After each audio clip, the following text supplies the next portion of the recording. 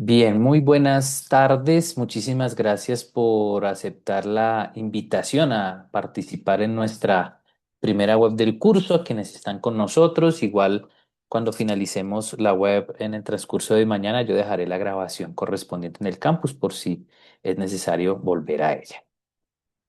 Am, y para empezar, bueno, en el transcurso de la web, si tienen alguna pregunta, alguna inquietud, pueden activar el micrófono, pueden hacerla con toda tranquilidad o también pueden hacerlo en el chat. Yo estaré pues aquí mostrando la grabación y pendiente obviamente de mostrando las diapositivas y pendiente, bueno, si hay alguna inquietud que tengan al respecto. Estamos entonces en nuestra primera webconferencia, es el periodo 8.3. Como ustedes saben perfectamente, es un periodo bastante corto, son solo 2 meses para hacer todas las actividades, entonces, digamos, está muy justo el tiempo y hay que tenerlo en cuenta. Y estamos en un curso que se denomina Ética, que de entrada aclarar que no es el mismo curso de Ética y Ciudadanía, es un curso diferente. El curso de Ética y Ciudadanía es un curso que está en los primeros, en la malla están los primeros periodos, primer periodo y es transversal interdisciplinar, mientras que este curso de ética es exclusivo para estudiantes de psicología que están en sus últimos periodos académicos. De hecho, en la malla forma parte del electivo disciplinar común y está en séptimo periodo, pero puede ser visto en séptimo, octavo, noveno, inclusive décimo periodo, acompañando ya todas las materias faltantes para terminar la malla y las prácticas profesionales. Como generalidad del curso aunque ustedes creo que ya han trabajado y están trabajando la fase 2 y pueden haber visto las generalidades de nuestro curso, es un curso de tipo teórico que forma parte del campo de formación disciplinar. Comentaba que es un electivo disciplinar común, forma parte del área de formación sociohumanística, precisamente por eso se llama ética y tiene 3 créditos. Yo no me he presentado. Yo soy Daniel Buritica, soy el director de curso. Yo soy filósofo, especialista en bioética, magíster en neuropsicología y educación. Y claro, lo primero, y por eso lo digo aquí en la descripción del curso, bueno, un filósofo, bueno, con estudios de bioética y neuropsicología acompañando una asignatura de ética para psicólogos, claro, lo vamos a ver un poquito más adelante, y es que la ética tiene como fundamento la filosofía. Y en ese fundamento de la filosofía lo que vamos a hacer es orientar la ética general, filosófica, digamos, hacia lo que tiene que ver con temas de ciencias de la salud o disciplinas de la salud, donde estaría enmarcada principalmente la psicología. Es un curso de 3 créditos, les decía yo entonces al comienzo que es un curso de 3 créditos que tiene 4 actividades que normalmente están diseñadas para 16 semanas, pero que en un periodo 8 o 3, pues las semanas se acortan y hay que tener cuidado con eso. En tanto que es un curso teórico, es un curso que sí cuenta con habilitación o posibilidad de habilitación, solamente si se tiene una puntuación entre 200 y 299 puntos. ¿Cuál es el propósito de formación del curso? Que ustedes también lo encuentran en nuestro sílabus.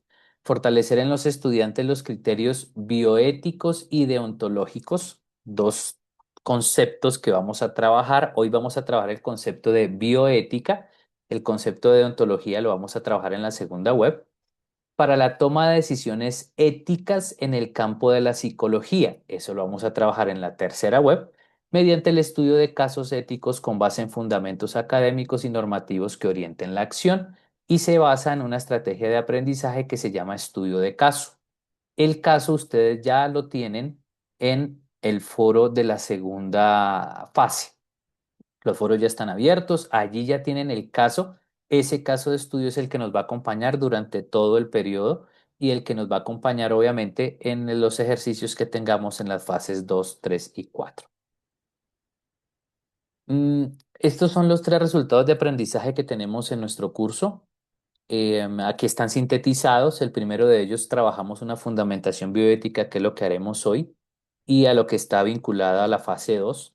La aplicación de principios deontológicos, vamos a hablar de deontología y de ética profesional, que lo vamos a trabajar en la segunda web, y corresponde a la fase 3 que ya les digo el nombre, y el resultado de aprendizaje 3 que es toma de decisiones éticas en el ejercicio de la psicología, que lo vamos a trabajar en la tercera web y está vinculado a la fase 4. Aquí tienen ustedes las 4 fases. La primera ya le hicimos, que es la de presaberes, una POC. Y en este momento estamos en la fase 2, que se llama fundamentación bioética, aclarar que es una actividad individual. La fase 3, que es aplicación de principios deontológicos, también es una actividad individual. Y ojo, porque la fase 4, que es la toma de decisiones, es un trabajo colaborativo. Entonces, es para que de una vez tengamos presente que ya podemos ir mirando qué elementos son requeridos para ese trabajo colaborativo, para el cual tendremos solamente una semana.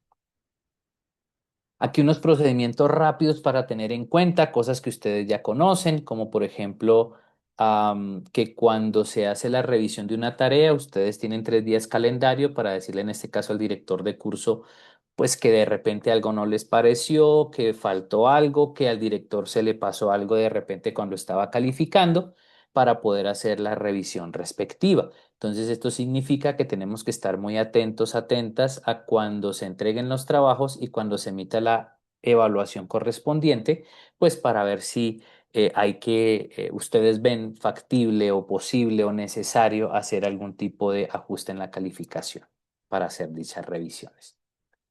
Acá, para tener en cuenta, ustedes saben que nosotros tenemos 2 índices para citación, referenciación y todo lo que tiene que ver con Turnitin.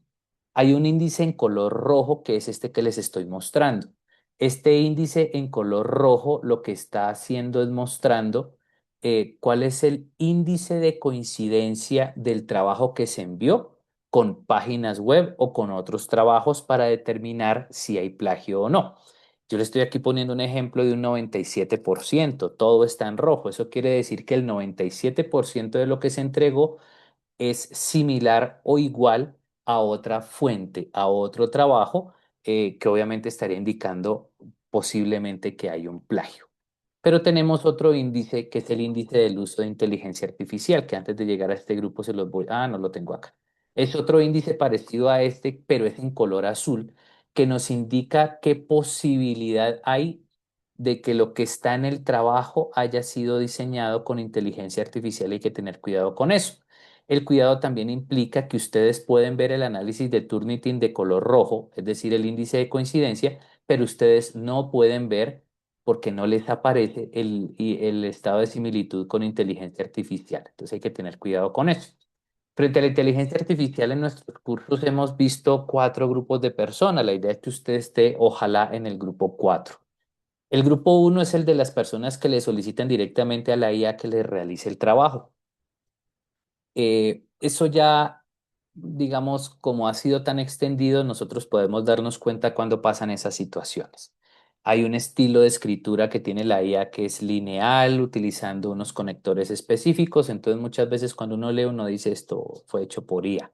Obviamente no está bien hecho, obviamente es una falta académica a la normatividad de la universidad, pero por sobre todo es una falta a la ética, y estamos en un curso de ética, porque precisamente lo que se busca con estos ejercicios que proponemos en el curso es cómo un psicólogo, psicóloga graduado se enfrenta a tomar decisiones específicas en casos concretos que les lleguen.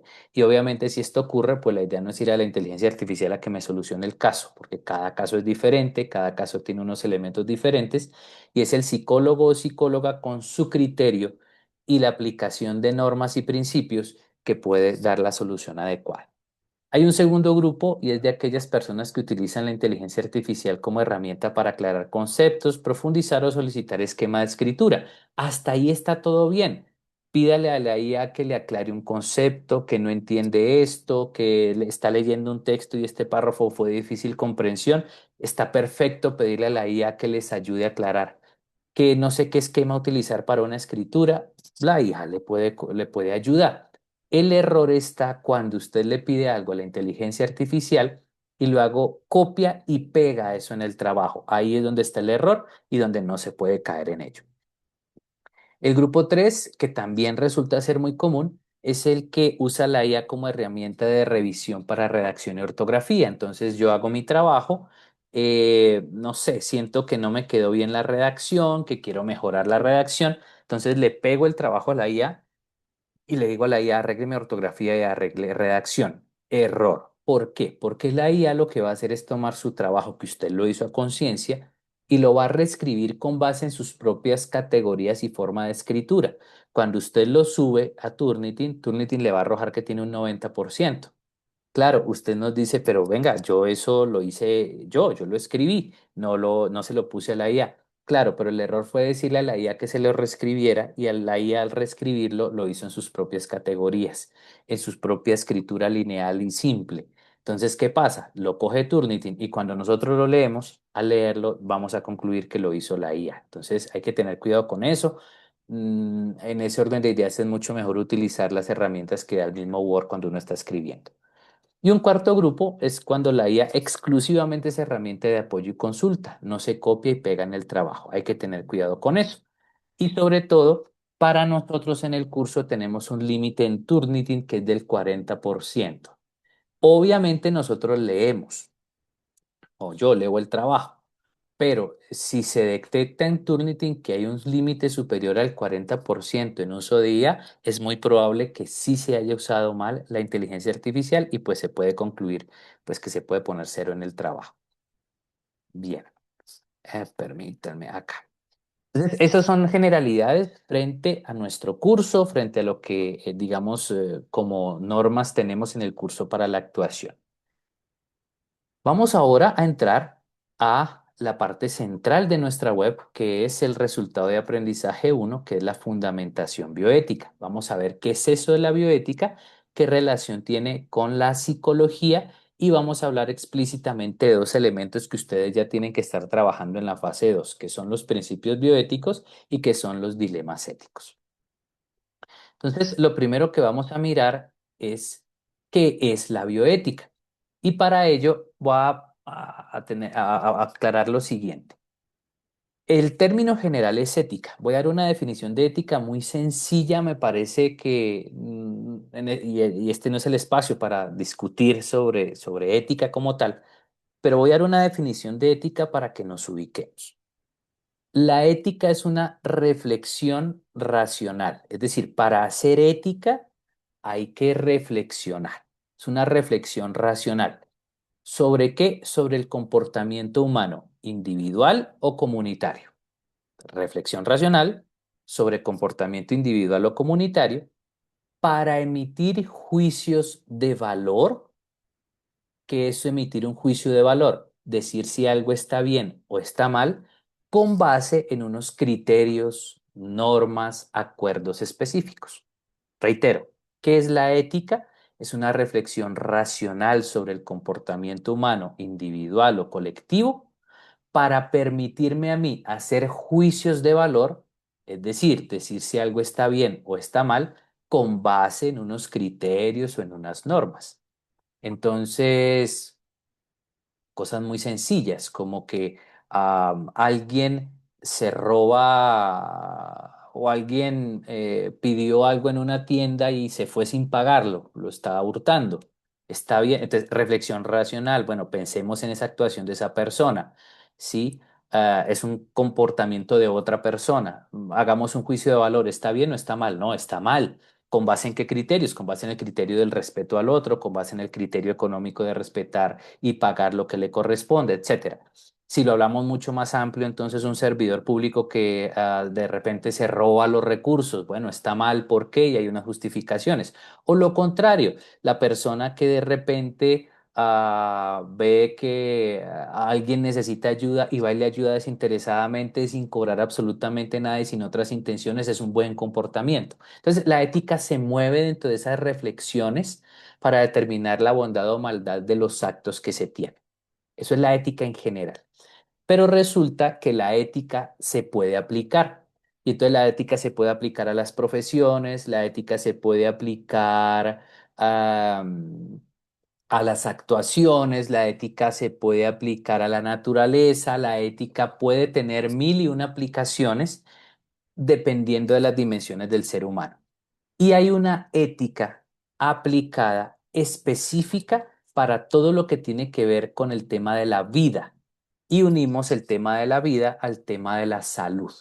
Y resulta que la ley 1090 de 2006, que si alguno de ustedes ya la estudió, fabuloso, si no la han leído o no la han estudiado, la van a estudiar en este curso. Y hago un paréntesis que siempre digo, No puede haber un estudiante de psicología cerca a graduarse sin haberse leído la Ley 1090 de 2006, porque la Ley 1090 de 2006 es el código deontológico para la aplicación de la profesión de la psicología en Colombia. No se puede dejar de leer. Solo vamos a trabajar en la segunda web.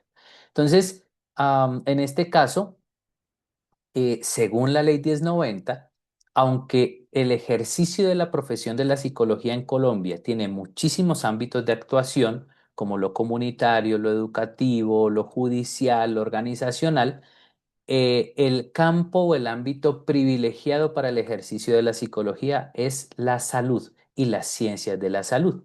En ese sentido, cuando vamos a hablar de la ética que trabaja un psicólogo o una psicóloga, tenemos que irnos a la ética de la salud o la ética de las ciencias de la salud que trabaja la vida, y ahí es donde aparece la bioética. Entonces, la bioética, si miramos qué significa ética de la vida.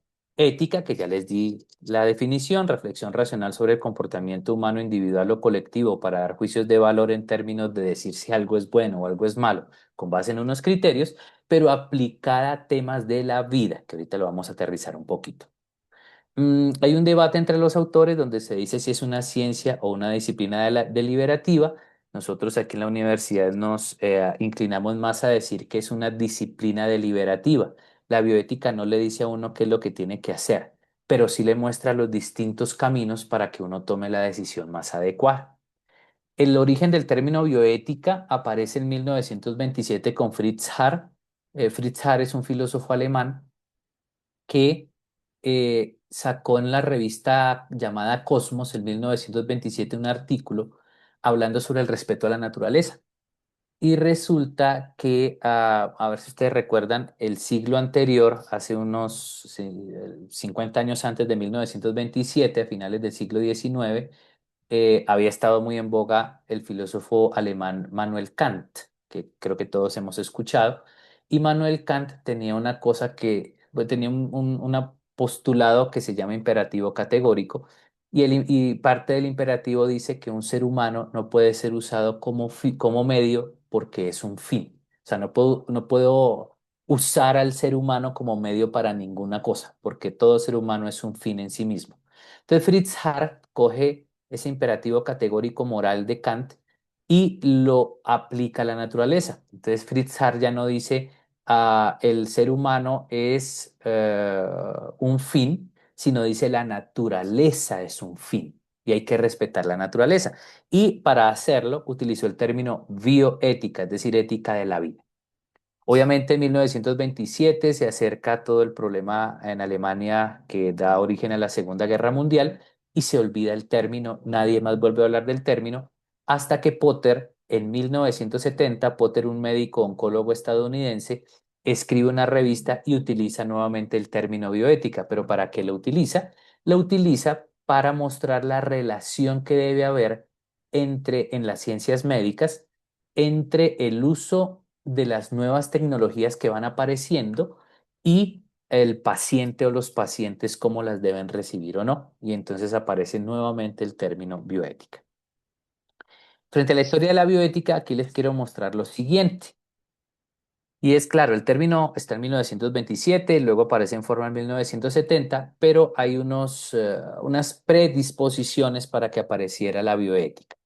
La primera de ellas es el Código de Nuremberg de 1948. Esto es finalizada la Segunda Guerra Mundial. ¿Qué pasa en el Código de Nuremberg? Ustedes recuerdan, no sé, por historia, o conocen por historia, que los alemanes durante la Segunda Guerra Mundial hicieron muchos experimentos en seres humanos, muchos experimentos orientados hacia alcanzar o encontrar la raza pura, experimentos que implicaba tomar personas de color, por ejemplo, y aplicarles pigmentos o cierto tipo de elementos para que cambiara su piel, etcétera. Experimentos no muy controlados, experimentos que no tenían en cuenta la libertad de las personas que estaban en la investigación, donde mucha gente murió.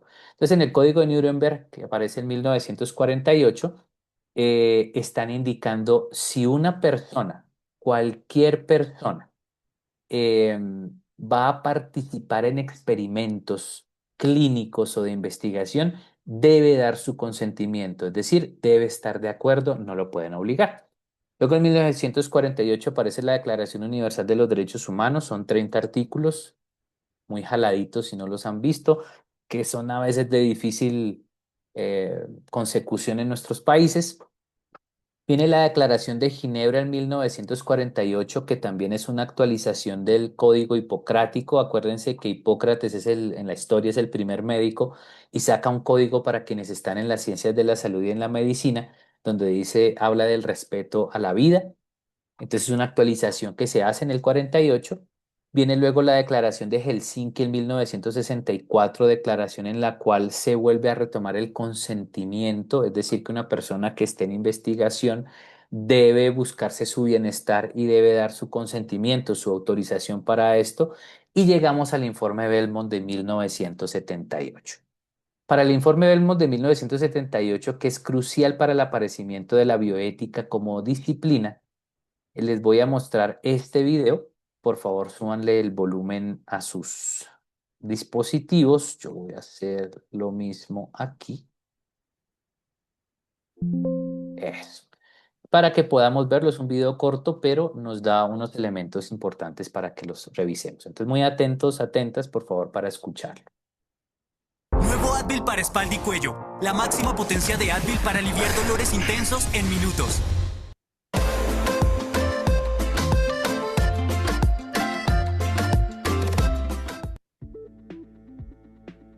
Experimento Tuskegee o el empleo de humanos como cobayas. Se trata de un estudio clínico realizado por el Servicio de Salud de los Estados Unidos de América sobre la progresión natural de la sífilis. Y para saber los resultados, lo que se les ocurrió fue usar a 600 aparceros afroamericanos de clase humilde que fueron inoculados con esta enfermedad sin dar su consentimiento y sin ser informados de nada. Por tanto, lo que ocurrió fue muy sencillo de imaginar, que durante 40 años se les analizó y observó como si fuesen cobayas. Los hechos ocurrieron entre 1932 y 1972.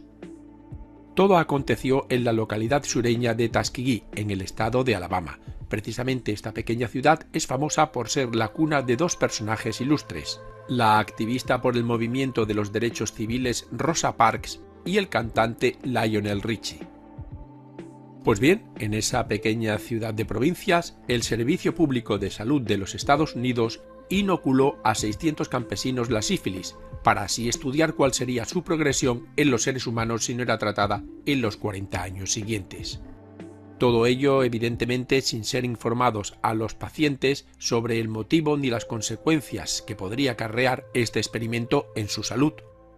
A los participantes en el estudio tan solo se les dijo que recibirían tratamiento médico gratuito, transporte gratuito a la clínica, comidas y un seguro de sepelio en caso de fallecimiento, pero jamás se les comunicó qué era lo que realmente les inoculaban.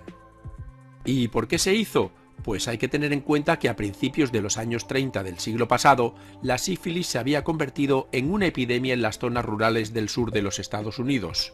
Y para combatirla, las autoridades crearon un programa especial de tratamiento en el hospital de Tuskegee, el único hospital para negros que existía entonces en esa zona. Sin embargo, cuando los recursos económicos se agotaron, se suprimió el tratamiento y el programa pasó a ser simplemente un estudio de la fatal evolución de la enfermedad. Hay que reseñar que después de la Segunda Guerra Mundial, la penicilina se había convertido en el principal tratamiento para la sífilis, pero a los, entre comillas, vacunados de Tuskegee se les ocultó esta información y se les advirtió que evitaran el tratamiento con este antibiótico. El objetivo era ver la evolución natural de esta enfermedad. De los 600 varones negros, 399 estaban infectados con sífilis antes de comenzar el estudio, y 201 estaban sanos. Entre los principales implicados estaban el Dr. Taliaferro Clark, ideólogo del experimento, el Dr. Eugene Dibble, jefe del hospital del Instituto Tuskegee, el Dr. Oliver Wenger, director de la Clínica de Enfermedades Venéreas del Servicio Público de Salud de Hot Springs, así como varios más.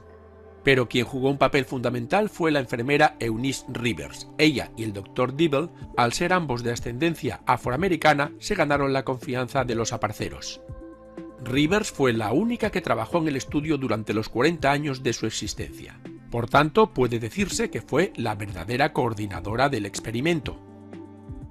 Pero lo curioso y verdaderamente significativo de este experimento es que Estados Unidos hizo caso omiso de todos sus compromisos internacionales firmados sobre experimentación en seres humanos.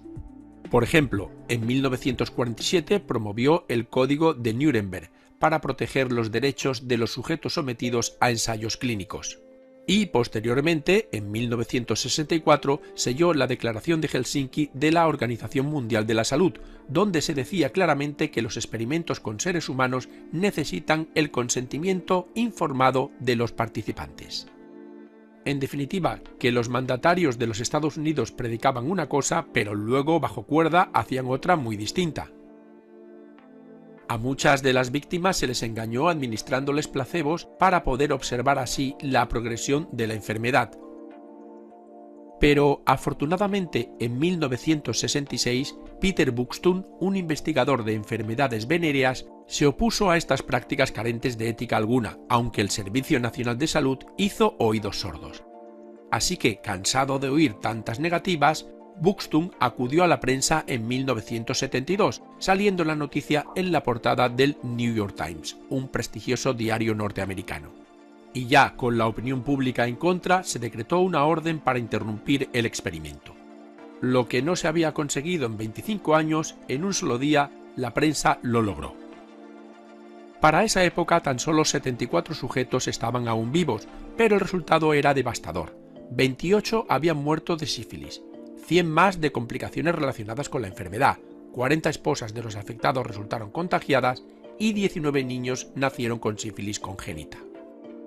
Ya a posteriori, en 1997, el por entonces presidente de los Estados Unidos, Bill Clinton, pidió disculpas oficiales en nombre del Estado a todos los afectados por el experimento. Y ese mismo año se publicó en cartelera una película que trataba sobre el tema, Los chicos de la señorita Evers. En ella se narró con toda realidad el macabro plan oculto del Servicio Nacional de Salud estadounidense. Pero, curiosamente, este no ha sido el único caso sobre experimentación humana de la Secretaría de Salud Pública del Gobierno Federal estadounidense. Otros hechos similares sucedieron entre los años 1946 a 1948, dentro de un programa patrocinado y ejecutado por el gobierno de los Estados Unidos en Guatemala. Se trató de experimentos con seres humanos en los cuales médicos estadounidenses infectaron de sífilis a pacientes mediante inoculación directa y sin consentimiento ni conocimiento de las víctimas para poder comprobar la efectividad de nuevos fármacos antibióticos como la penicilina y otros tratamientos similares. Por tanto, la pregunta que todos nos podemos formular. Bueno, muy bien. Entonces, a ver, permítame un segundo porque aquí, eso acá. Entonces, bueno, ya vimos el video, el corto, donde nos están mostrando el caso Tuskegee de experimentación con personas con sífilis, personas de color con sífilis, para hacer un experimento que duró 40 años sin ningún control. Bueno, no voy a repetir lo que ya vimos en el video. Pero, ¿qué sucede? Vimos que en el 66 salió una persona negándose, no le hicieron cuidado, no le pusieron cuidado, pasó al New York Times, se hizo el escándalo y frenaron. A partir de esa situación del caso Tuskegee, aparecen dos pensadores norteamericanos de apellidos Bechamp y Childress, que basados en eso y basados en una propuesta para la salud y en lo que ya se venía hablando sobre bioética, escriben el informe Belmont. Y el informe Belmont lo que propone es que para esas personas que están en temas de la salud, es decir, de bioética, y se relaciona, valga la redundancia, con la vida, debe haber cuatro principios claves en su actuación: autonomía, beneficencia, no maleficencia y justicia, y es cuando aparecen los principios clásicos de la bioética. Principios clásicos que debe poner en regla, debe poner en práctica cualquier profesional que tenga que ver con ciencias de la salud o ciencias de la vida.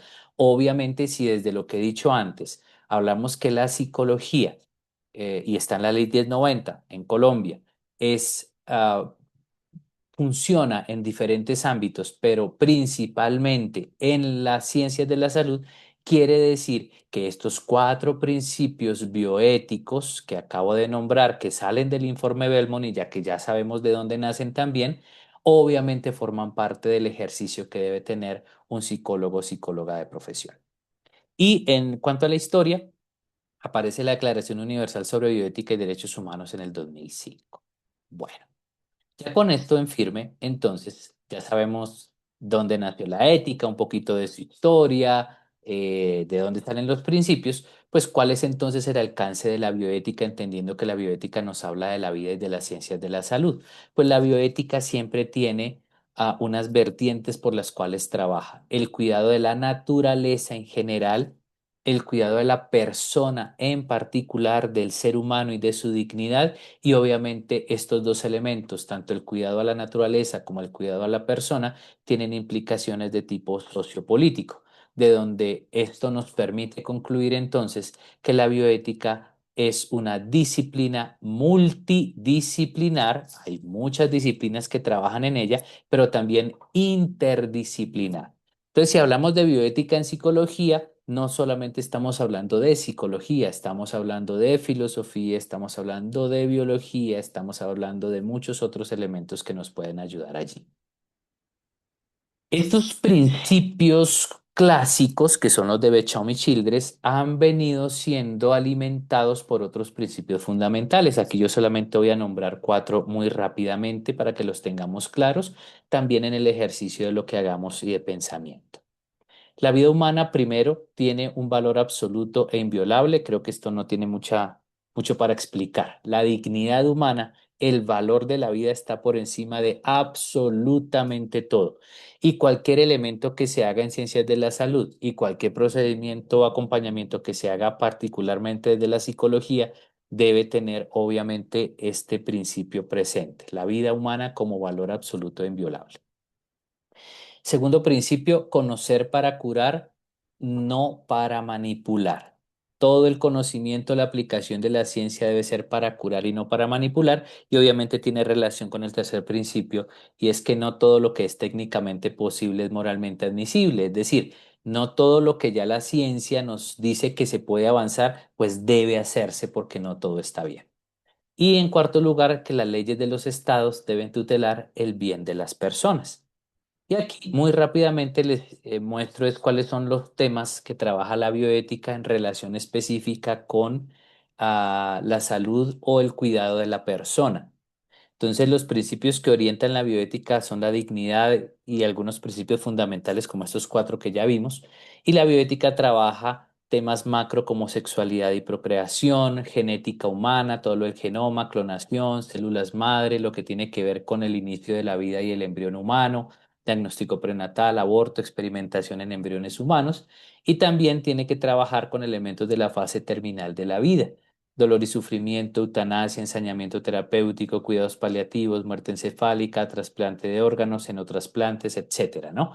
Entonces, cuando ustedes escuchan, por ejemplo, en noticieros que a veces surgen elementos que tienen que ver con el aborto, surgen discusiones, por ejemplo, con la eutanasia, son temas que si bien son legales, son temas éticos y como tienen que ver con la vida, el trasfondo de ellos es la bioética. Bien. Hasta ahí trabajamos qué es la bioética y por qué nosotros en la psicología hablamos específicamente de bioética, porque la ética que tiene que ver con la vida y con las ciencias de la salud.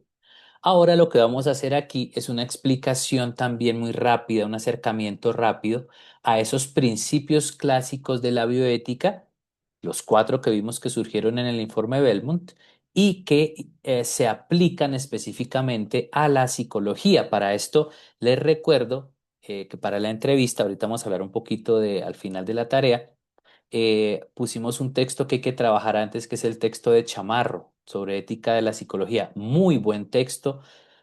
Se los recomiendo, no solamente para trabajar lo que propusimos, que son los principios clásicos de la bioética, sino para trabajarlo obviamente con más elementos. Debería ser un texto que ustedes puedan leer tranquilamente, no para clase, irlo leyendo de a poquito porque eso le sirve obviamente que es lo que buscamos en este curso que le sirva para su ejercicio profesional.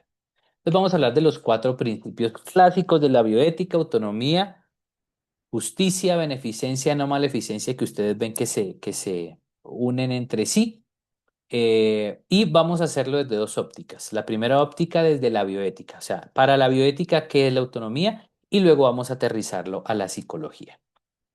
Vamos a empezar con la autonomía.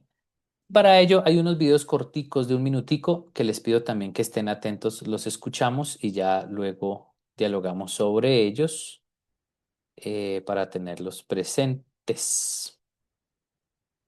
Toda acción de un psicólogo debe ser aceptada libre y voluntariamente por las partes. Este es el cuidado principal que solicita el principio de autonomía. En una relación profesional, aun cuando ambas partes tienen preferencias marcadas, el psicólogo se encuentra en una situación privilegiada respecto a sus usuarios. Al psicólogo se le ha consultado o se le ha permitido llevar a cabo su labor para solucionar una necesidad del usuario mediante su formación científica y técnica. Todos estos procedimientos solo son conocidos por el profesional y para que funcionen tendrá que acceder a información privada del usuario. Por lo tanto, en cualquier momento de la relación el psicólogo tiene que garantizar que el usuario cuente con información veraz y comprobada, la comprenda y entienda de tal manera que pueda tomar decisiones auténticas, hace evidente las razones que podrían llevarlo a no querer ser parte del proceso y protege la confidencialidad y la privacidad de los contenidos personales de la interacción. El usuario es quien decide libremente hacer parte de los procesos, puede suspender su participación a discreción, decide qué información entregar al psicólogo y cómo podrá usarla, así como solicitar cualquier dato que tengan de él. Para que se dé una toma de decisión autónoma, el usuario debe estar en la capacidad legal y clínica de otorgar un consentimiento informado de acuerdo a sus principios. Bien, Toda acción. entonces, la autonomía. Obviamente lo que vemos en el video nos va a servir para aplicarlo a la psicología, pero vamos a ver primero como principio ético qué es la autonomía. La autonomía implica, según lo que estamos viendo, libertad de acción, de actuación. Am, Esa libertad de actuación es el respeto al usuario, el respeto a la persona.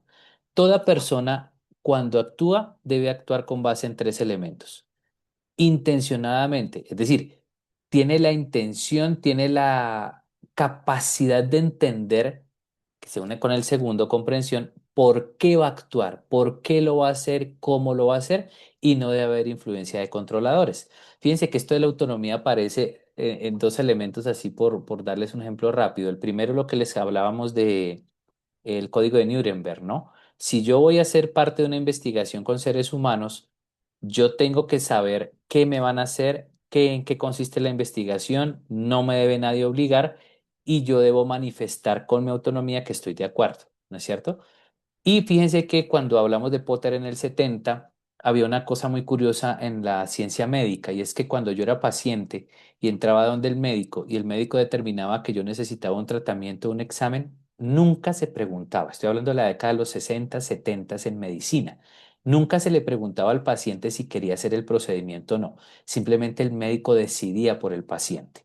La autonomía, por ejemplo, está diciendo no. Un médico no puede obligar a un paciente a hacer un tratamiento, le tiene que explicar por qué, cómo, dónde, cuándo, y es el paciente el que decide si se hace o no se hace. Eso es principio de autonomía.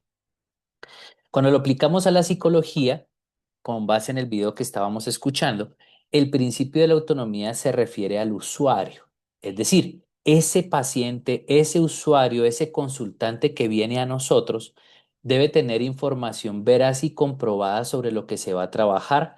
Debe haber confidencialidad de los contenidos. Recuerden que hay que firmar el consentimiento informado. Eso lo vamos a trabajar en el siguiente resultado de aprendizaje, cómo se hace eso. Tiene que haber confidencialidad en los contenidos.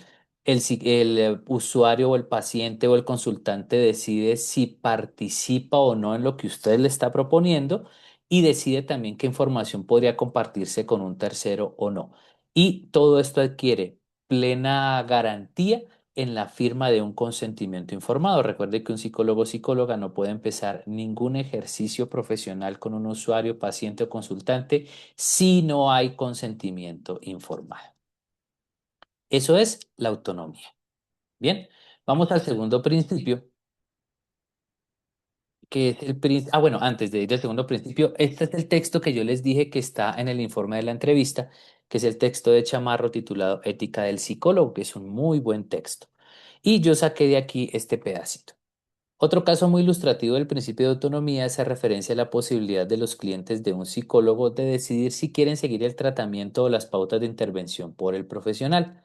Una persona a la cual proponemos utilizar un procedimiento de implosión para tratar de solucionar su fobia tiene el derecho de decidir si quiere seguir este procedimiento o por el contrario prefiere un procedimiento que no le genere tanta angustia, una fobia, un miedo y entonces voy a donde el psicólogo y hay dos caminos. Hay un tratamiento lento y hay un tratamiento más rápido, pero el tratamiento más rápido implica exposición a aquello que le genera miedo para poderlo controlar. Se le pregunta al paciente, no decide el psicólogo. Si el paciente o el usuario dice, no, yo me voy por el más lentico, no hay problema, es su decisión y hay que respetársela. Bien, un ejemplo de la autonomía. Vamos ahora al siguiente principio, que es el principio de la no maleficencia. Entonces, vamos a hacerlo esta vez de la siguiente manera. Primero voy a ver, María, primero voy a decir qué es la no maleficencia para la bioética, luego nos devolvemos al video para aterrizarlo a la psicología. Entonces, la no maleficencia desde la bioética implica ausencia de acción, no hacer daño, no buscar hacer daño de manera intencionada. Por lo tanto, por eso se dice ausencia de acción. No hay que hacerle mal al consultante, perdón, en este caso no hay que hacerle mal al otro. Y aparece un principio clásico latino, primum non nocere, que significa lo primero, no dañar, que debe ser el ejercicio de cualquier persona que esté trabajando con otras personas. Lo primero es no dañar. Ahora sí, vamos a qué nos dice el video. El principio de no maleficencia es el mínimo que se espera de un psicólogo y deberá respetarse con cualquier sujeto afectado por su actuación profesional. Vale la pena recordar que la acción del psicólogo no solamente afecta a pacientes, sino que también puede relacionarse con organizaciones a las que presta sus servicios, comunidades en las que lleva a cabo intervenciones, animales usados para investigaciones e instituciones sociales en las que tenga un rol prominente. Con todos ellos, el psicólogo debe respetar este y todos los principios éticos. Al ser un mínimo esperado, este principio prohíbe llevar a cabo cualquier tipo de daño sobre estos sujetos. El maltrato físico y psicológico de sus usuarios claramente están prohibidos. También la explotación para fines no expresados, las acciones criminales en las que se victimice al usuario y especialmente la realización de intervenciones cuyos resultados serán nocivos para los involucrados. La no maleficencia no es una intención, sino es un deber de actuar. Ante cualquier situación en la que tanto él como terceros están llevando a cabo actos de clara maleficencia, el psicólogo deberá hacer todo lo que está a su alcance para evitarlo. Bien. Entonces, el principio de no maleficencia, igual que el de autonomía, se refiere al usuario, va dirigido al usuario. En psicología, en síntesis, ¿qué es lo que implica? No maltrato físico y psicológico al usuario, no explotación para fines no expresados, no acciones criminales en las que se victimice y no a la negligencia, a la omisión. ¿Listo? Entonces, autonomía va dirigida al usuario, no maleficencia va dirigida al usuario. Vamos ahora al ejemplo. Un ejemplo de vulneración del principio de no maleficencia sería el caso de una psicóloga que estaba en trámites de divorcio, lo que le provocaba sentimientos de agresividad contra los hombres. Esta agresividad se trasladó a su actuación profesional. En el transcurso de sus terapias, la psicóloga entraba fácilmente en discusión con sus clientes hombres sin razones objetivas. Estas discusiones y la percepción de la agresividad de la psicóloga provocaron sentimientos de culpabilidad y confusión entre sus clientes. La psicóloga en este caso, si está en una situación personal difícil que implica agresividad, por ejemplo, contra los hombres, no puede hacerles daño, independiente de que el hombre sea bueno o sea malo en términos de juicio, pero su actuación debe ser neutra. Si la psicóloga no puede hacerlo, no debe seguir porque estaría atentando contra la no maleficencia. Debería solicitar un cambio en los psicólogo o psicóloga que trabaje con estos casos. Vamos al siguiente principio que es el de la beneficencia. Y vamos primero para la bioética que es la beneficencia. Entonces fíjense que la no maleficencia era no hacer daño, ¿no? Evitar, omitir una acción que haga daño. En el caso de la beneficencia sí es actuar. Y es actuar para prevenir un daño y es actuar para eliminar un daño. Se habla de beneficencia positiva, que implica dar beneficios, o una beneficencia de utilidad, donde cuando se va a actuar de una manera específica hay que hacer la comparación entre beneficios y daños. Entonces la beneficencia es hacer el bien, buscar hacer el bien. Vamos entonces a mirar El eh, principio de para la psicología, cómo aplicamos el principio de beneficencia. beneficencia es aquel que nos debe mover a actuar como profesionales. Los psicólogos se esfuerzan por beneficiar a aquellos con quienes trabajan. Esta es una de las razones por las que se escoge formarse en la carrera y el motor central que todo profesional deberá tener para actuar. Llevar a cabo acciones profesionales siempre se dará con un usuario y los efectos terminarán por modificar a largo plazo la salud, relaciones sociales, decisiones laborales, estatus jurídico, perspectivas de formación, autoimagen y, en general, todo lo que es y puede hacer como agente. Por lo tanto, él debe procurar lo mejor para quienes lo consulten. Si bien no hay una fórmula para garantizar el bien, respetar los principios éticos, mantenerse actualizado técnicamente, dialogar para reconocer activamente la autonomía e informar sobre los efectos de sus acciones son algunas de las maneras en que se puede propender directamente por el bienestar. Recuerde, el usuario no es un medio para que el psicólogo pueda hacer su labor, sino la razón de ser de la profesión. Bien, entonces recordemos ese último pedacito. El usuario, el consultante, es la razón de ser del ejercicio y no un medio para hacerlo. Recordemos que la autonomía y la no maleficencia van orientadas hacia qué necesita el usuario. En el caso de la beneficencia, ¿qué debe hacer el psicólogo? Por eso lo colocamos ahí.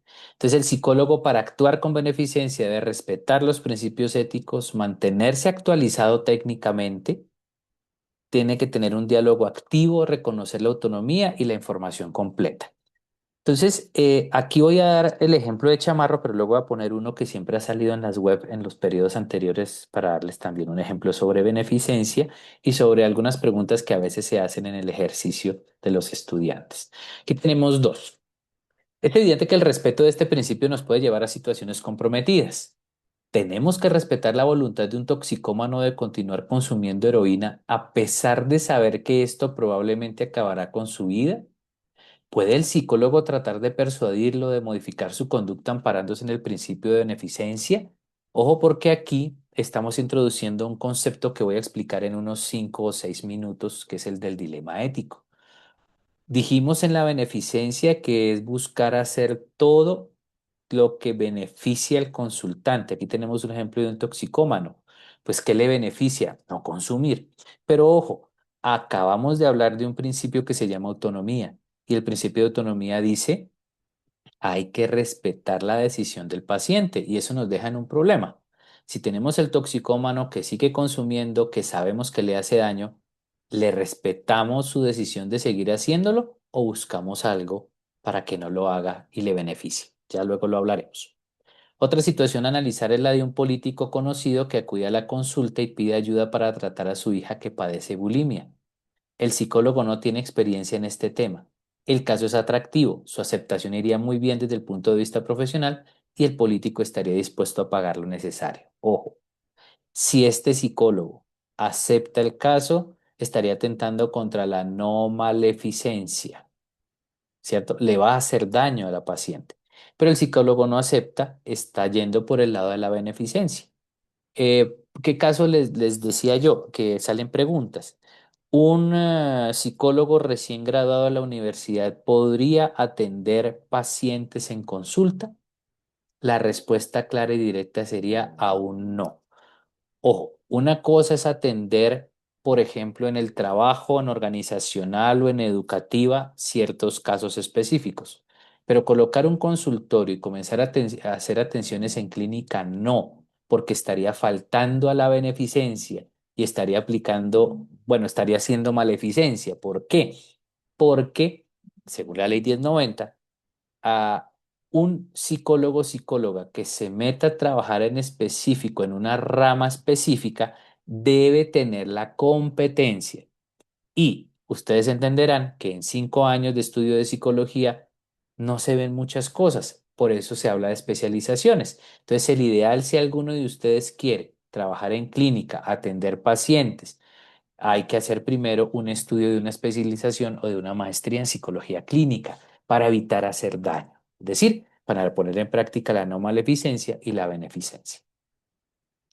El último principio es el de la justicia. Para la bioética, ¿qué es el principio de la justicia? Hay muchas clases de justicia, pero aquí se habla de justicia distributiva, es decir, que haya equidad en el acceso a la salud, a los tratamientos, a los costos, que a todos se les trate de igual manera, que no se discrimine. Eso es el principio bioético. Vamos a ver ahora para la psicología qué es. Es deber del profesional en psicología estar atento a cómo las diferencias existentes en la sociedad pueden afectar su labor. El psicólogo siempre se desempeñará en una sociedad diversa, donde existen diferencias de edad, sexo, nivel socioeconómico, identidad de género, raza, etnia, cultura, nacionalidad, religión, orientación sexual, discapacidad, idioma y demás características que nos marcan como individuos. Dado que los usuarios se diferenciarán en cada uno de estos factores, se debe estar atento a la manera en que ellos pueden afectar a la relación profesional. Por esto, al llevar a cabo sus labores, el psicólogo deberá mitigar los efectos de sus prejuicios en las relaciones, brindar un servicio acorde a las necesidades de la población, comunicarse sin que su formación privilegiada sea una barrera para el entendimiento, comprender que sus ideas de bienestar se diferencian de las de sus usuarios, propender por el acceso de los menos favorecidos al servicio psicológico y reaccionar con prudencia ante los choques culturales. De esta manera, el psicólogo podrá beneficiar a la mayoría de la población y luchar en contra de las inequidades sociales. Bien, entonces, ya que vimos para la bioética, que es el principio de justicia, aquí lo aterrizamos para el psicólogo y recordemos, autonomía y no maleficencia va orientada hacia lo que necesita el usuario, pero beneficencia y justicia va orientada hacia lo que debe hacer el psicólogo. En este caso, un psicólogo no debe actuar con prejuicios, responder a las necesidades de sus consultantes, de sus pacientes, de la población que esté acompañando, facilitar el acceso a los servicios psicológicos y prudencia ante los choques culturales. Aquí tenemos entonces una palabra de chamarro frente a ello. Respecto a este principio, hay que considerar que las personas tienen derecho a desarrollar sus necesidades básicas, salud, educación, trabajo, aunque pueden optar por desarrollar otras o bien sacrificar alguna para obtener un máximo nivel en otra. Hay personas o colectivos que optan por vivir alejados de pueblos y ciudades sin asistencia médica o sin escuela para poder disfrutar de su libertad. Bueno, entonces aquí está el texto de Chamarro que ustedes tienen unas páginas que leer para efectos de la entrevista, pero les recomiendo el libro, que lo ojeen, que lo miren, que haya otros elementos que les pueden ayudar. Bien,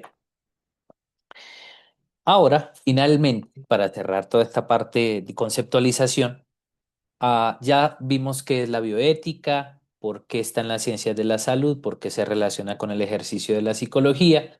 Trabajamos luego los cuatro principios bioéticos de autonomía, beneficencia, no maleficencia y justicia y los aplicamos al ejercicio de la psicología y llegamos a un dilema ético, que es uno de los ejercicios que ustedes tienen que analizar en su foro colaborativo. Aquí voy a plantear qué es un dilema ético. Acuérdense que en el trabajo colaborativo se les pide qué criterios, y voy a hablar de eso, y de hecho aquí están ustedes escritos. Ahí hay unos criterios que ustedes pueden utilizar. Entonces, ¿qué pasa? Y pensemos en el caso de estudio de este periodo, ¿no? Pensemos en el caso de estudio de este periodo. Cuando un psicólogo o psicóloga va a tomar una decisión, la decisión debe estar amparada por los principios bioéticos. Ahí no hay ningún problema. Y lo primero que tenemos que tener en cuenta es que un dilema ético es diferente de una situación ética o moral, para dar su definición, que es la segunda casilla. ¿Cuál es la definición de un dilema ético? Una situación en la que se presenta un conflicto entre dos o más principios, pero no todo conflicto es un dilema ético. Puede ser situación ética o moral. Yo les voy a dar un ejemplo para que me entiendan de la mejor manera. Primer ejemplo, para hablar de situación ética o moral. Una psicóloga ha trabajado 20 años en colegio. Después de que se graduó no ha hecho actualizaciones, pero ya está cansada después de 20 años de trabajar en el colegio. Dice, no, esto no quiero seguir en el colegio. y se me está dando la posibilidad de trabajar en terapia de familia, que me gusta, siempre me ha gustado, me llamó la atención, he leído cositas, he mirado aquí, he mirado allá, me gustaría y se me está dando la oportunidad. Ok. Pero hay una situación. Ella no ha hecho una especialización, no ha hecho una maestría en terapia de familia. Por ende, hay cosas que no conoce, hay cosas que en las que no ha profundizado y no se ha actualizado. Sin embargo, ya tiene el papayazo de dejar el colegio y de montar su consultorio. ¿Debería hacerlo? Uno de entrada diría, no, no debería hacerlo. ¿Se convierte en un dilema ético? No, no es un dilema ético. ¿Por qué? Porque no chocan principios. Es decir, choca en ella misma la duda de si primero hago una especialización que me costaría plata o una maestría que me costaría plata y tiempo antes de poner el consultorio cuando yo ya tengo el papayazo. Claro, ella entra en conflicto interno, pero la situación se presenta clarita. Se sabe qué hay que hacer. ¿Qué es lo que tiene que hacer? Ella no tiene que poner el consultorio ya. No está especializada para eso. No sabe bien del tema. Haría daño. Eso está claro. Que el conflicto interno que ella tiene es por plata, tiempo, estudio, etcétera, pero ya se sabe qué va a hacer. Eso que acaba de pasar es una situación ética o moral, no es un dilema ético. ¿Por qué no es un dilema ético? Repito, porque ya se sabe qué hay que hacer, así ella está en conflicto interno. Eso es una situación ética o moral. ¿Cuándo aparece el dilema ético? Cuando para tomar una decisión sí chocan dos principios. Y aquí me voy, por eso antes lo demoré un poquito, el ejemplo del toxicómano.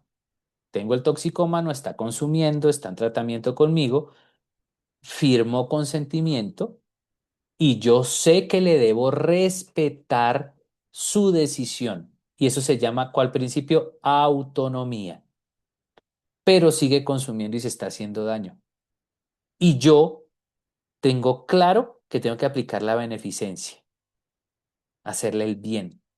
Y hacerle el bien implicaría decirle a la familia, por ejemplo, que está consumiendo para que lo controlen. Pero él no quiere que se le diga.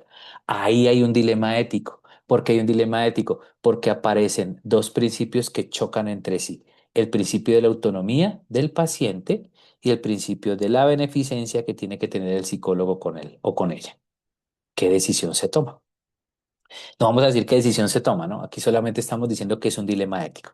Y aquí vienen las otras dos características o criterios de los dilemas éticos. Hay un conflicto entre dos o más principios éticos y la obediencia a uno de los principios implica la transgresión del otro. Me explico. Si respetamos la autonomía del paciente, se respeta la autonomía, pero pareciese que estamos atentando contra su beneficencia. Pero si buscamos respetar la beneficencia del paciente, hablando, diciendo o expresando, estaríamos directamente rompiendo con la autonomía. Por eso se llama dilema ético. McConnell nos lo dice abajo. Una situación en la que se está condenado a cometer una falta. Sin importar lo que haga, hará algo equivocado o faltará a una obligación. Este tema del dilema ético está apoyado en todos los foros por un video que les dejé de unos 10-12 minutos, que es corto, donde están explicando bien en una entrevista qué es un dilema ético y nos dan algunos ejemplos para que podamos ponerlos en práctica en lo que estamos haciendo en el foro. Con esto cerramos entonces la parte de conceptualización. Ya sabemos qué es la bioética, dónde nació, cómo funciona, cuáles son los cuatro principios bioéticos, cómo se aplican a la psicología y cómo si en una situación, en un caso específico, hay choque entre principios, aparece un dilema ético.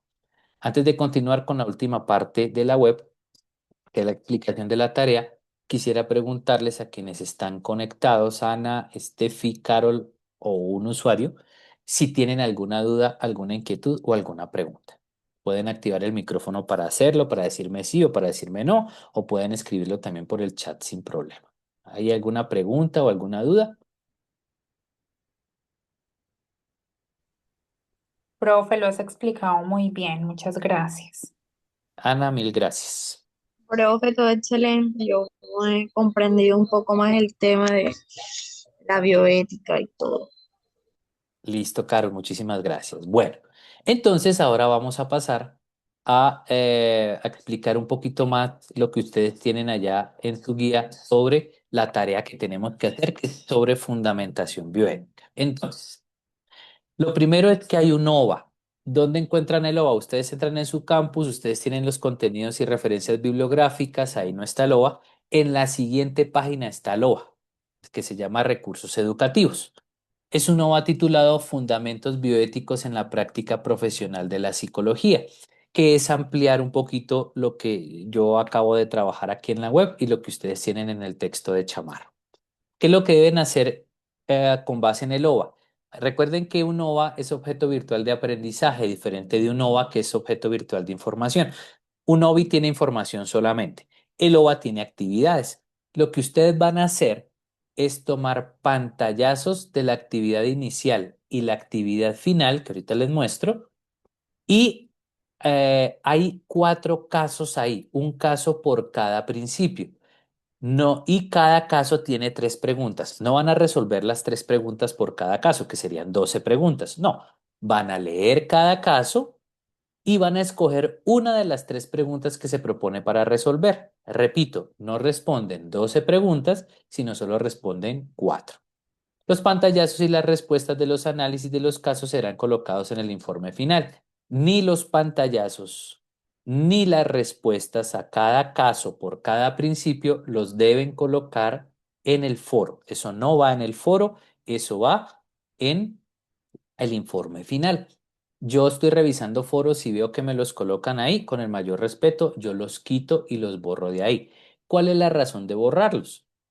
Bueno, somos humanos todos los que estamos trabajando y metidos en el curso, y pues me ha pasado ya en ocasiones donde alguien coloca sus pantallazos o coloca las respuestas y de repente otra persona por el afán de no alcanzar con tiempo a terminarlo, lo toma y lo coloca y entonces Turnitin nos avisa cuando entregan el informe y ya toca entrar a mirar pues quién lo copió y bueno, eso es un lío. Entonces, digamos como la idea es salvaguardar su trabajo, por eso la idea es que no lo coloquemos en el foro y yo lo retiro cuando estén ahí. Ese es el primer paso. Aquí, este es el ejercicio inicial del OA, que es completar. Tienen un texto, ustedes si le dan clic ahí despliegan lo que puede ir y es completarlo y cuando lo tengan completo, pues toman pantallazo. Aquí tienen un ejemplo de las preguntas. Entonces, reitero, ahí, como estamos en el OA trabajando autonomía, beneficencia, no maleficencia y justicia, luego de que se trabaje la teoría sobre cada principio, que es lo que yo he tratado de hacer en la web también, van a encontrar un caso, se les presenta un caso por cada principio, o sea, hay 4 casos. Y por cada caso hay 3 preguntas, o sea que en total tenemos 12 preguntas. ¿Cuál es la idea? Por cada principio, es decir, por cada caso de cada principio, van a mirar las 3 preguntas que hay y escogen solo una para ser resuelta. O sea que en conclusión tienen que responder una pregunta por cada caso de cada principio. 4. Aquí, por ejemplo, tienen una pregunta. ¿Qué aspectos del principio de autonomía están en juego en este caso? Y hay una pista. Es resolver la pregunta. Resuelven la pregunta en el informe final. Y aquí tienen un ejemplo de la actividad final, que es una actividad de ABC sobre los temas que se trataron en el OA. Entonces aquí simplemente ustedes contestan la que consideren correcta y cuando terminan les dan una puntuación. Esos pantallazos son los que suben al informe final. Listo, la primera cosa, esto es el trabajo sobre el OA. Vamos al trabajo en el foro colaborativo. En el foro colaborativo, lo que vamos a trabajar eh, es con base en el modelo de 3 niveles para el análisis de casos éticos, página 11 a la 16, donde les están explicando qué es un dilema ético. Yo ya les expliqué aquí grandes rasgos qué es un dilema ético. Tienen en el foro un video sobre el dilema ético y estas 5 hojitas del modelo de 3 niveles. ¿Qué hay que hacer? Primero, elaborar una definición propia del dilema ético, es decir, con sus propias palabras y explicar en qué se diferencia de una situación ética o moral que lo acabo yo de explicar hace 10 minutos. Mencionar 2 condiciones o criterios que permiten reconocer si una situación constituye un dilema ético. Ver la guía, ahí en la guía les pongo unas pautas, pero fíjense que ya lo hice también hace 10 minutos. A ver, una condición para que haya un dilema ético, pues que 2 principios chocan entre sí. Otra condición, que si yo voy a favor de un principio, atento contra el otro. Bueno, ahí les soplé ya la respuesta. Luego, proponer un ejemplo de la práctica psicológica, educativa o comunitaria en el que se pueda evidenciar un dilema ético. Dan un ejemplo. Y finalmente, hacer el comentario argumentado al aporte de uno de sus compañeros. Recuerdo que es un comentario argumentado, no es decirle al compañero, compañero, me parece que tu participación fue muy buena, felicitaciones. Sí está bonito el comentario, pero no es un comentario argumentado. Compañero, mira, pusiste esto, me parece muy bien porque en el texto dice esto y esto se complementa con esto. Esto es lo que se debe hacer en el foro colaborativo. Luego hay que estudiar el análisis del caso. Ese análisis, el caso de estudio de este periodo está, ustedes lo encuentran en el foro colaborativo, ¿no? Allí les aparece caso de estudio. Ese caso de estudio es para las fases 2, 3 y 4. Y con base en ese caso, ustedes van a realizar la entrevista a un psicólogo o psicóloga en ejercicio sobre la aplicación de los principios bioéticos en ese caso de estudio. ¿Eso qué quiere decir? Que al psicólogo o psicóloga que ustedes van a entrevistar, tienen que compartirles primero el caso para que lo lea. Aclaro, no, ustedes ven ahí en el campus que hay unos lineamientos de autenticidad e integridad en la entrevista profesional, les aconsejo mirarlo. No es, tiene que ser un psicólogo que esté en ejercicio, debe tener tarjeta profesional, debe firmarles el consentimiento informado. No se puede un amigo o una amiga ver qué le parece, como nos ha pasado ya en otros cursos. No se puede un compañero estudiante que no se ha graduado en psicología. No. ¿Y por qué no? No es que simplemente porque decimos que no. Es que el ejercicio es que usted se contacte con un psicólogo o psicóloga que ya ha ejercido su profesión y que debe tener criterios para tomar decisiones y por eso usted le hace la entrevista. Tienen ustedes allá el anexo uno informe de la entrevista, creo que lo tengo acá y mírenlo acá, donde les dicen los pasos de la entrevista, preparación, entrevista en forma escrito. Entonces les sugerimos leer el documento de Chamarro de las páginas 17 a la 30 y aquí está lo que tienen que llenar en el anexo, poner el caso de estudio, definir los principios bioéticos y aplicarlos en el ejercicio profesional de la psicología, lo que hicimos ahorita en la web. Luego viene el desarrollo de la entrevista, que son los datos del psicólogo, psicóloga que van a entrevistar, y aquí les colocamos cuatro posibles preguntas. Aclaro, la entrevista debe tener mínimo tres preguntas y máximo cinco preguntas. Y les proponemos cuatro. Si quiere usar esas cuatro, úselas sin ningún problema. Si quiere usar solo tres de esas, úselas sin ningún problema. Si quiere usar otras preguntas, no hay problema, cámbielas. Eso es decisión suya. Realiza la entrevista en el formato que usted quiera. Puede ser por un encuentro por llamada, pero que quede grabada, un encuentro por Teams, un encuentro por Zoom, un encuentro por Meet, por lo que ustedes quieran.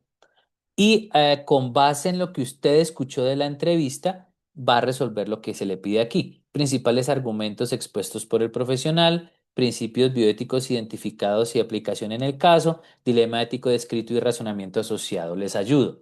Una pregunta para el profesional. ¿Cuáles principios creen que usted está ahí? No, el profesional le dice, no, a mí me parece que aquí los dos principios que están son el de beneficencia y el de autonomía. Ah, ok. ¿Por qué? El de beneficencia por esto, el de autonomía por esto. ¿Chocan entre sí? Sí, chocan entre sí por esto y esto. El síntesis de la entrevista la colocan ahí.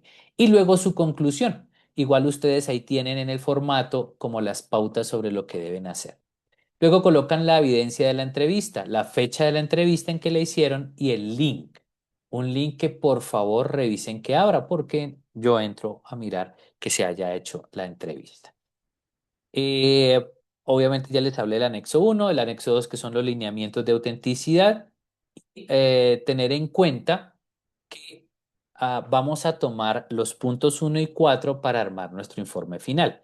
Acuérdense, el punto uno, el paso uno es el OVA, todo lo que se trabaja del OVA, los pantallazos de actividad inicial y final, las cuatro preguntas sobre cada caso que está en el OVA.